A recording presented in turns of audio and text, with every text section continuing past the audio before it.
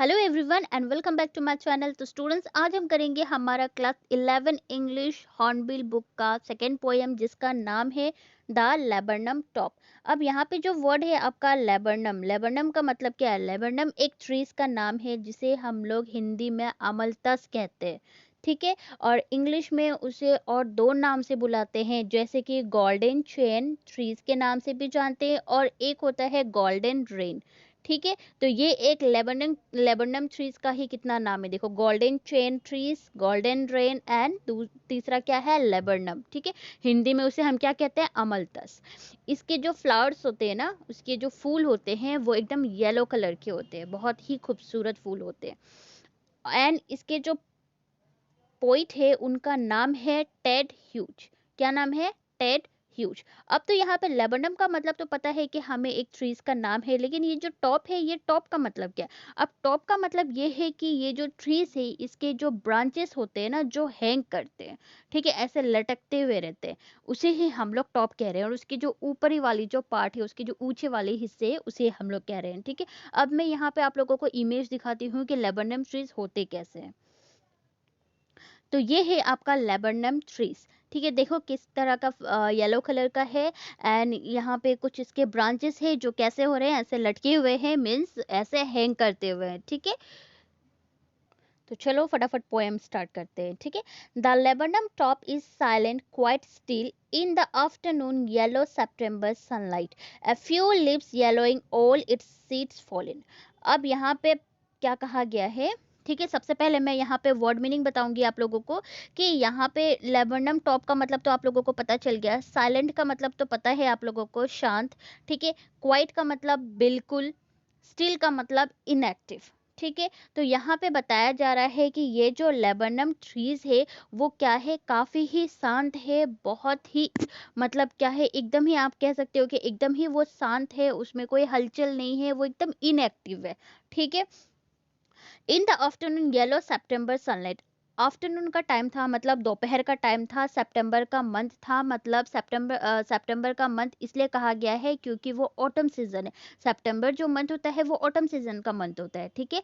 मतलब पतझड़ का टाइम होता है, जिसमें जितने भी ट्रीज होते हैं ना, आप लोग अपने घर पे नोटिस करना अगर होंगे तो, या बाहर भी आउटसाइड भी आप लोग देख लेना कि ऐसे मंथ में क्या होता है ना, ये मंथ में क्या होता है आपका कि जितने भी ट्रीज होते हैं उसके जो फ्लावर्स होते हैं, उसके जो पत्ते होते हैं, वो एकदम झड़ के ना नीचे गिर जाते हैं, ठीक है, बिखर जाते हैं, वो एकदम सूख जाते हैं। मतलब वो ट्रीज में जान नहीं रहता, समझो आप, इस तरह से हो जाता है वो trees.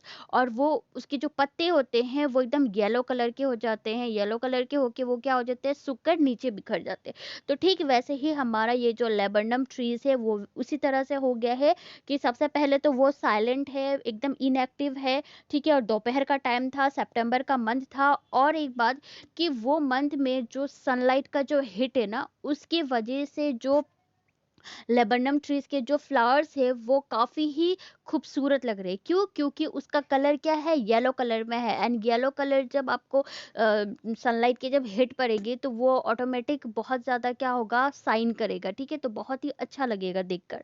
A few leaves yellowing, all its seeds fallen। अब यहाँ पे क्या होता है कि उसके जो पत्ते होते हैं जो पीले पड़ गए हैं, वो क्या हो गए, एकदम सूख के नीचे गिरे हुए हैं। उसके जो सीड्स है वो भी क्या हुए हैं, एकदम झड़ के नीचे गिरे हुए हैं, ठीक है। Till the gold Finch camps with A twitching syrup. अब यहाँ पे क्या है कि वो जो ट्रीज था वो देखने में ऐसा लग रहा था कि उसके अंदर कोई जान नहीं है, ठीक है। और ये कब तक चलता है? ये तब तक चलता है जब तक उस ट्रीज पे गोल्ड फिंच जो बर्ड है वो आकर नहीं बैठ जाती, ठीक है। तो यहाँ पे जो आपका लाइन क्या कहा गया है कि till the gold Finch camps with A twitching chirp.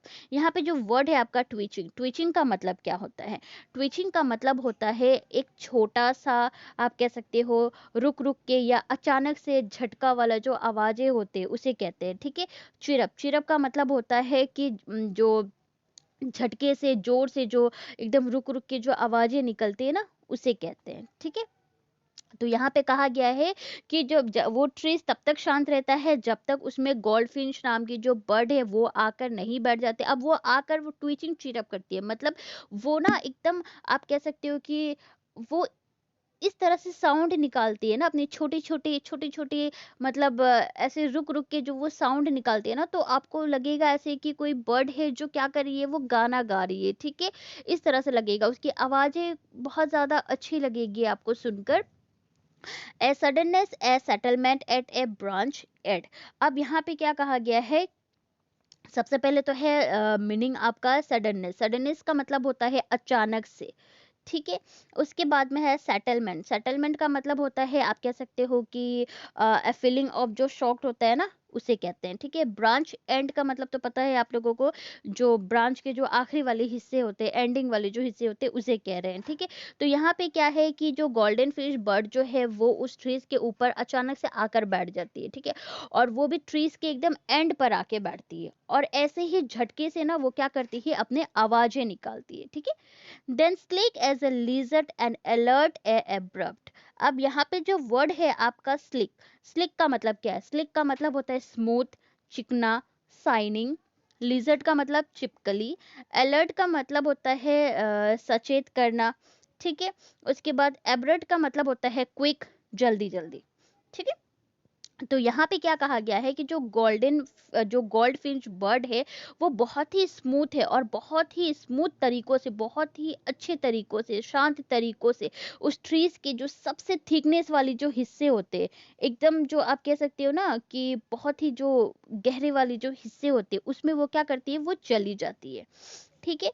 देखो, she enters the thickness and a machine starts up. अब वो क्या करती है, धीरे धीरे बहुत ही स्मूथ तरीकों से वो क्या करती है, ट्रीज की तरह ट्रीज के सबसे थिकनेस वाले पॉइंट में जाती है। अब यहाँ पे जो मेंशन किया गया है लिजर्ड, वो लिजर्ड क्यों मेंशन किया गया, इसलिए क्योंकि आप जब देखोगे लिजर्ड को, तो वो क्या होते हैं, देखने में वो कितना ज्यादा सॉफ्ट लगता है ना, और जब वो मूव करता है तो बिल्कुल भी पता नहीं चलता कि कोई लिजर्ड मूव कर रहा है वहां से।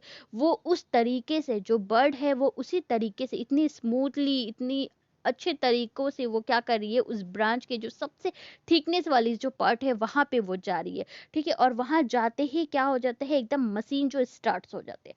अब यहाँ पे जो वर्ड है आपका मशीन, मशीन स्टार्ट्स का मतलब क्या है, ठीक है? मशीन स्टार्ट्स का मतलब ये है कि वो जो बर्ड है वो कहाँ जा रही है, वो थिकनेस में वो जाके क्या करना चाहती है, तो वो वहां पे जाके क्या करती है, वो अपने बच्चों से मिलने के लिए जाती है, ठीक है?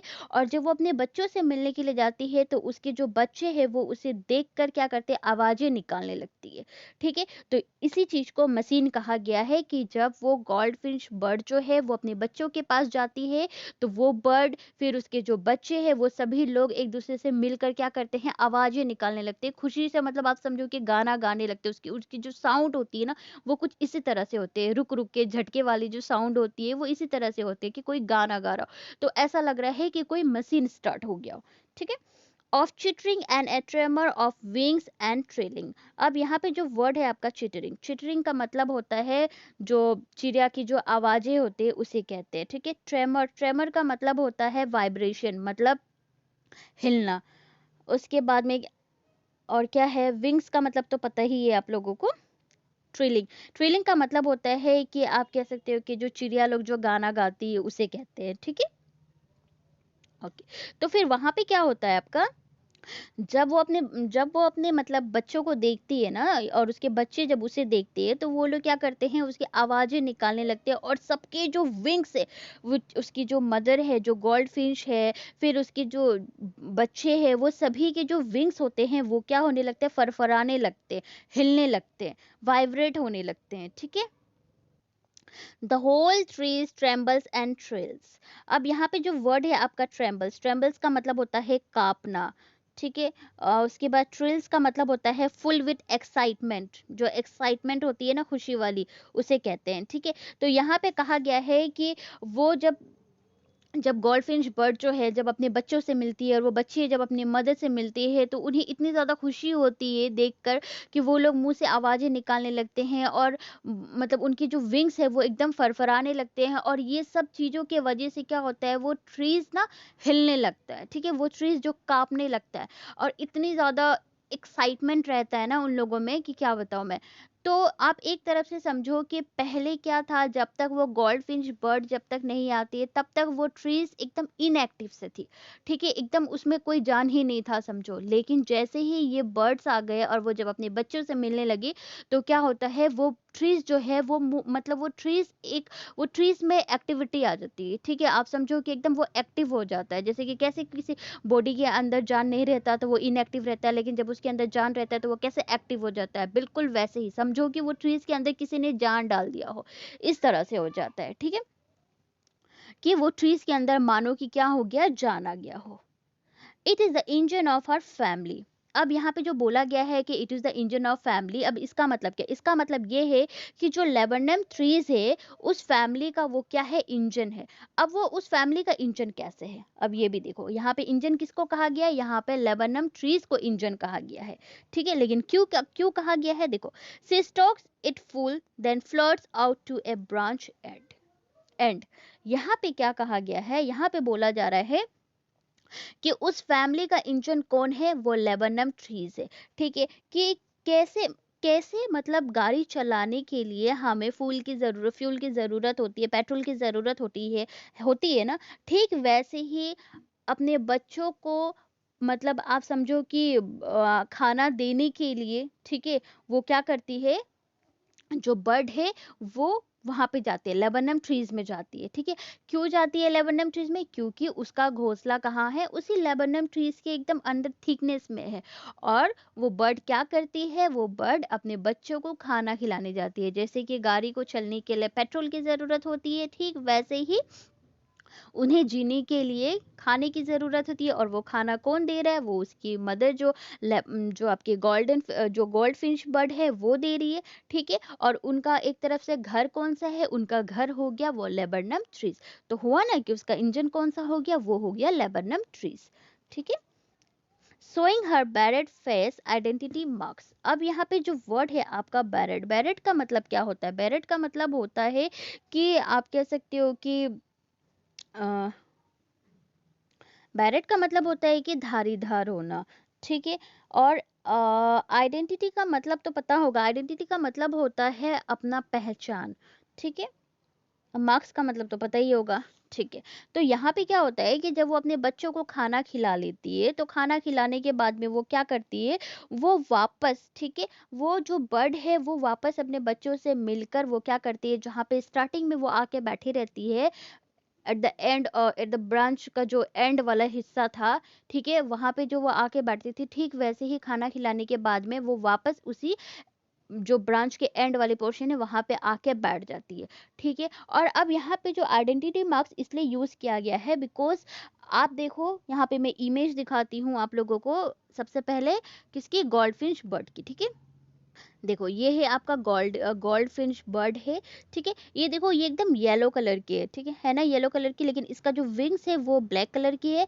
एंड जो उसके ऊपरी जो हिस्सा है उसके सर पे वो भी क्या है, ब्लैक कलर का है। अब आप समझो कि अगर ये जो बर्ड है अगर उस थिकनेस वाली जगह पे जाकर अगर वो बैठ जाए तो कोई देख के नहीं कह सकता कि यहाँ पे कोई बर्ड है, क्यों, क्योंकि वो जो ट्रीज है वो तो एक ऑटम सीजन की वजह से वो पूरा ही उसका क्या हो गया, वो येलो हो गया। एंड जो उसके फ्लावर्स है वो तो ऑलरेडी येलो है, ठीक है। और उसी में ये बर्ड भी क्या हो जा रहा है, मिक्स हो जा रहा है, तो कुछ पता नहीं चल रहा है। तो इसलिए जब ये एंड पे आके बैठते हैं, जब ब्रांच के एंड पे आके बैठती है, तो दूर से कोई लेबनम ट्रीज को देखे तो वो डायरेक्ट कह दे कि यहाँ पे कोई आके बैठा है, क्यों, क्योंकि इसका जो हाफ जो विंग्स है वो क्या है, ब्लैक कलर के। तो ये अपना आइडेंटिटी मार्क्स भी दिखाती है, एक तरफ से आप ये समझो, ठीक है। अब मैं यहाँ पे ये भी दिखाती है कि वो अपने बच्चों को किस तरह से खाना खिलाने के लिए जाती है, कि उस ट्रीज के अंदर जान आ जाती है। एक सेकंड में दिखाती हूँ,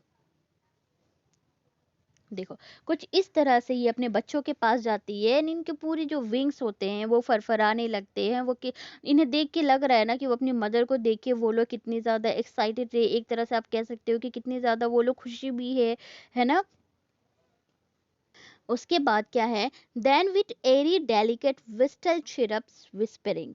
अब यहाँ पे जो वर्ड है आपका एरी, ये रहा। एरी का मतलब क्या होता है, इसका मतलब होता है भयानक, अजीब तरीकों से, जैसे कि अजीब वाला उसे कहते हैं, ठीक है।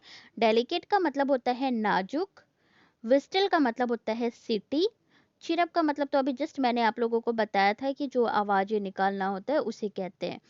विस्परिंग मतलब भी जो फुसफुसाहट जो एकदम रुक-रुक के जो इस तरह से गाते हैं ना, कभी धीरे से गाना, कभी ज़ोर से गाना, उसे कहते हैं, ठीक है?